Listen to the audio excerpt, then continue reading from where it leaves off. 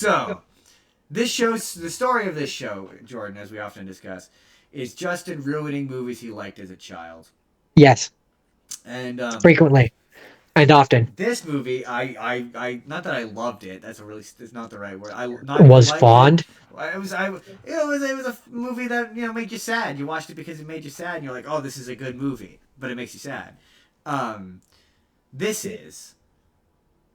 You know what's funny? You said your movies aged badly. This might have also aged badly because this is Pay It Forward.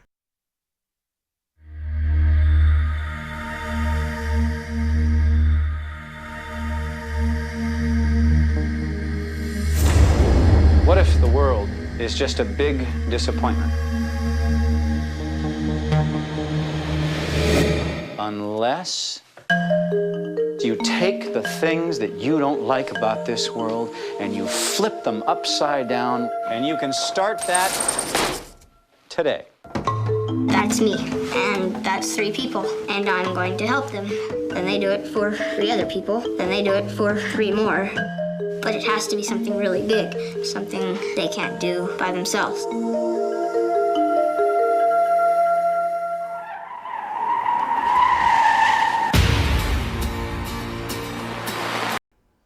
Starring Kevin Spacey I mean, we don't like Kevin Spacey. because he got canceled. So I mean, there's a reason he got I'm canceled. just saying. So does that. But anyway, this takes place. Oh man, where do I begin with this? So I like this movie. I watched it as a child, and I wept at the end of it. And I will never forget. I being in 11th grade, planning class, graduated planning class. It was the class where they taught you how to do that. Remember how we at one point they were gonna try to make us do like this graduation portfolio, and then like the year before I graduated, like mid semester on the class where they taught you how to do it, they decided that it wasn't gonna be a requirement of graduation, and it was that class became an entire waste of time, and they just evolved into them teaching you interview skills. We all had to take it in grade 11. Did you not take? Like, I'm guessing probably by the time you got Planning there. class? I mean, I remember taking a planning class and it being stupid and having to do volunteer hours and Yeah, and yeah, that was part of and that and portfolio. and basically and there was the exercise or whatever and just Yeah, basically fudging my way through most of yeah, it. before And I before. definitely remember the mock interviews. I was good at that. Yeah. In that class, they made us watch Pay It Forward, and I will never forget the entire class just we and the teacher weeping at the end of this. And Okay. this movie's bad, like genuinely terrible. It That's like hence why they were weeping. Oh my god, it makes it's sense. super manipulative in a way that it's gonna take me a minute to explain to you how, but it It's not it necessary. it, I it don't I didn't. if there is a Oscar bait checklist, it hits every single checkpoint. The Helen Hunt is a divorced mom who is also an alcoholic, who has Check, a abusive ex husband who is also an alcoholic. check, Kevin check, Spacey is a burn victim. He's got a visible burn on his face because his dad was an abusive piece of shit and set check. him on fire. So he has a tragic backstory. Coming, he hits me in the side of the head with a 2x4, and I'm bleeding from my ear. And then he's dragging me. He's dragging me behind the house and into the garage, and then he's gone. A minute, 5 minutes, I don't know. And then he's back, and he's wetting me down. He's wetting me down, and I don't understand. I don't understand why water should smell so bad. I don't understand. And then I see it. I see this gas can. This red gas can from his truck.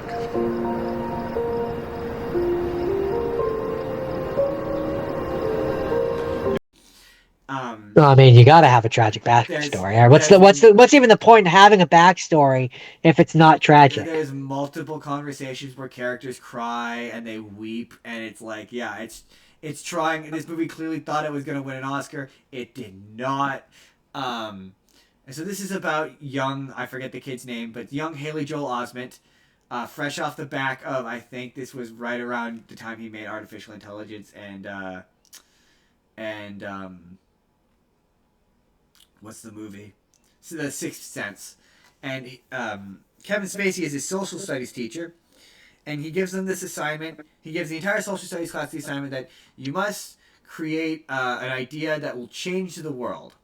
And so Haley Joel Osment comes with the idea of pay it forward, which is you do a favor for 3 people, a favor that is life changing, that will absolutely change their life and is big, and it has to be big, and you cannot expect anything in return. And then each of those 3 people has to do their own favor for each of their own 3 people. So Butterfly effect. yeah, kind of. I would have akin it more to an umbrella or a pyramid scheme, but yeah.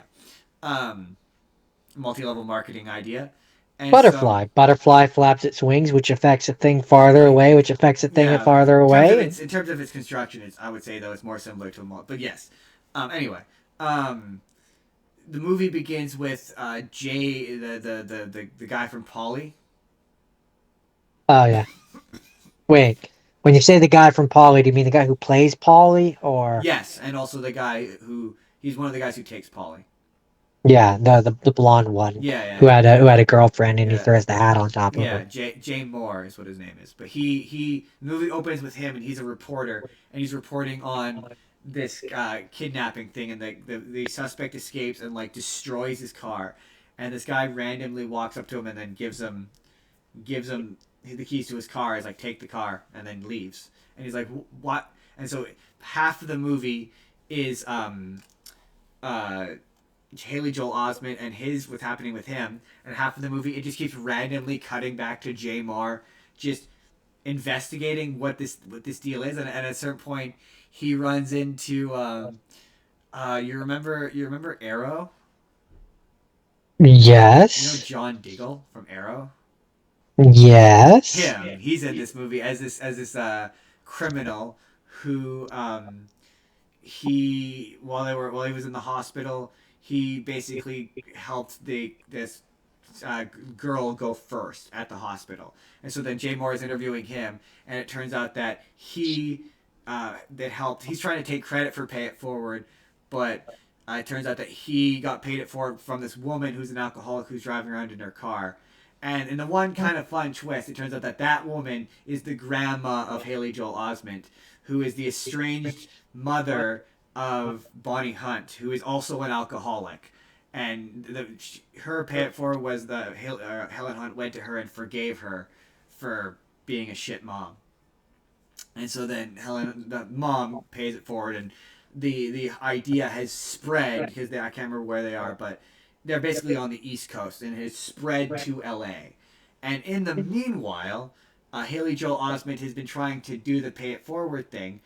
The first person he tries to help is some homeless guy who the kid Haley Joel Osment gives him a bunch of money to get back on his feet, and the homeless guy ends up shooting all of that money into his arm. The second people he tries to help is he tries to get Kevin Spacey and the mom together, which they end up going on a date, and it doesn't work out because her ex-husband comes back in what is the most... So I should say her ex-husband, John Bon Jovi, comes back because John Bon Jovi is in this movie randomly as her ex-husband in like 1.5 scenes for some reason. Is he wanted dead or alive? I mean, kinda. He's definitely a cowboy. On a steel horse, does he ride? That he rides, absolutely. He's definitely wanted, dead or alive. Yeah. Okay, good. Yeah, good. Yeah. He's also... I wouldn't have it any other way. It's definitely his life, and it's also now or never. And he definitely doesn't want to live forever, because he comes back, and he says that he wants to be sober, and then he immediately starts drinking. Everything you talk, right? My son won't talk to me. He won't even look at me. What the hell did you do? Turn him against me? I didn't do anything. I told you I wasn't going to make him talk to you. Go get a job. What am I supposed to use for a car, How about the bus? That's what I do. Yeah, that'll be the day. Ricky, you can't stay in this room. Look, this is our room, baby, okay? This is our house. This is our bed. You've been drinking. Kiss me. Stop it. Stop it. Stop it. Till it was too late, and I was because the whole thing is Kevin Spacey and Helen Hunt get into this big argument where he's like, he's my ex-husband, I have to try, but he's like the kind of guy where every time they get together they just drink, and he's like, and Haley Joel Osment tells Kevin Spacey that the dad hit the mom. And she's like, oh, he only ever hit me. He never hit the kid. He's like, that's where it starts. And then they get mad and they break up. And then, yeah, the husband threatens to hit the kid. And she immediately was like, whoopsie. Oopsie poopsie. And I can't remember. Oh, and then at one point in the movie, for his third thing, he goes to, throughout the movie, there's these, stereotypical bully characters. They're like, just think of a stereotype of a bully, and that's the character. And they keep picking on this kid randomly. So, like, this one kid, for whatever reason, these two bullies have just decided they're going to pick on this one kid. And earlier in the movie, Haley Joel Osment jumps in and attempts to help. And the one kid pulls out a knife, and then the situation breaks up, and the movie goes on. So there's a moment where they're picking on this kid right outside a dumpster, and Haley Joel Osment goes to stop them and freezes with fear and doesn't go to help him, and the kids toss the kid into the dumpster. And so he says to Kevin Spacey that he was too scared to help them, he was too much of a coward to help them, and so he's like, all of my pay it forwards have failed. He's like, this is a failed experiment, it didn't work, like it didn't work, I give up, I didn't change the world. And so then Jay Moore, in the sense, and too much of this movie involves the movie just sort of stops cold, so Kevin Spacey and Helen Hunt can have romantic feelings and sleep together, and like it's agonizing and it goes on forever. This movie's like 2 hours long and it should have been an hour and a half. It goes on forever, and you're like, okay, let's just come on, let's pick this up. And so then Jay Moore eventually shows up at Haley Joel Osment's house, and the plot lines coalesce and they come together, and he shows up at the house, and he's like, yeah, I want to interview your son about Pay It Forward. And Helen Hunt's like, well, that didn't really work out, my son's kind of bummed out about it, he really doesn't want to talk about it. And that's where you find out that Pay It Forward has made its entire way all the way to LA, and Jay Moore interviews Haley Joel Osment about it, and he's really excited. And he's like, oh, this is what it is, and are you excited? Are you happy that you did this good thing or whatever? And the interview ends and they're leaving the school for the interview. And Haley Joel Osment sees that out of nowhere, for no reason, and seemingly he tells Kevin Spacey that he failed to help the kid, right? So yeah, they're leaving, and the two bullies are picking on the kid just out of nowhere, randomly, in a completely empty room. They're just picking on the kid, pushing him around and beating him up. And Haley Joel Osment's like, this is my time. Pay It Forward is working. I need to do something. And he goes to step in and he jumps into the fray. And Helen Hunt and Kevin Spacey are like all the way upstairs, like way, way back. And they're fighting the kid. And then the kid, the bullies are saying to the one kid that they're picking, oh, you ratted on me. How dare you rat me out? And he's like, I didn't rat you out. They're beating him up against these lockers. And yeah, Haley Joel Osment jumps in, and then he pushes the one kid away, and the other kid goes flying back. And the one kid pulls out the knife that he had earlier in the movie, that they set up that he had. And the only bit of foreshadowing for this moment, I guess, stabs Haley Joel Osment and kills him. As one does. Does that feel random to you, Jordan? A little bit. Yes, that's because it is. It's very random. It comes completely out of the blue. And so, yeah. Well, I mean, Justin, one would argue most stabbings do. Well, okay. I mean, in terms of a movie, it comes completely. They don't remotely set it up or establish. It's just the one of the reviews I read was just the review is just the ending sucks. And the fight is like they're kind of tussling, and then the kid pulls out the knife, and then Haley Joel Osment falls into the knife. It's so dumb. It's so stupid, and like it's one of those. The rest of the movie is so melodramatic. It's unintentionally funny. I don't think that's the response that they're going for. It's exactly like, I should not be finding this funny, but it's just everyone is overacting. All the acting is bad. the explanation. Nobody talks about the fact that like from the point that Haley Joel Osment gets stabbed to the end of the movie, the characters never talk about it.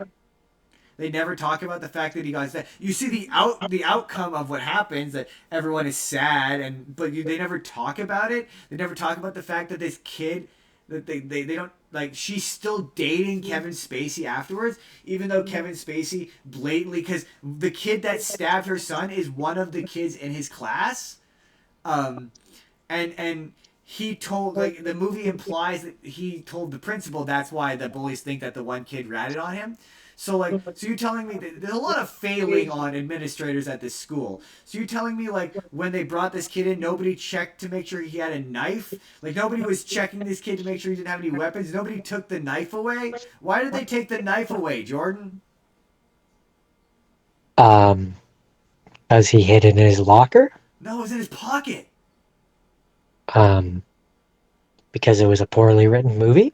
It's bad. It was bad. I was like, oh my god, I used to think this movie was good, but this movie's so bad. And to be fair, it's another example of this thing got lambasted by the critics when it came out. So this was not a well received movie at the time. But yeah, I just remember the ending of it after he gets stabbed. I remember weeping, and this time I was like, this is narratively unsatisfying. It does that thing where it makes you think it's going to give you a happy ending just to rug pull you, and the rug pull is so cheap and manipulative. The back half of it is just this weepy, sad song as everyone cries, and you're like, well, yeah, no wonder people cried. And now we're all sad. Yeah. So we gotta sing. The ending is bad. The rest of it is inoffensive. Well, mostly inoffensive. It's offensive in the sense that, like, yeah, this is blatantly and unabashedly written to win an Oscar that it didn't win. I understand. Bad movie. This was the low light, Jordan. This was the low light of the week. I think this is probably as bad as it gets. No, So, that's not true. Do you have One any? of the lowlights. Do you have any final thoughts? No, that's pay it forward. Hey everybody, it's Endcard Justin here. Let me know down in the comments, do you like this movie? Because, like, I don't know. Maybe I'm just grown cynical in my old age, but I did not like this movie. But I used to like this movie. Anyway, tell me your thoughts down in the comments down below. But in the meantime, if you would like to see the full podcast, that this is from our Dawn of the Millennium in the year 2000 episode, you click the box on the right. And, sorry, the year 2001. Click the box on the left. But if you want to see a random video that YouTube thinks you're going to enjoy, click the box on the right. Hit subscribe if you haven't already. We put new videos out 7 days a week. Or you can just leave this video a like. That helps us out too. We'll see you all in the next video. Have a good day, everybody.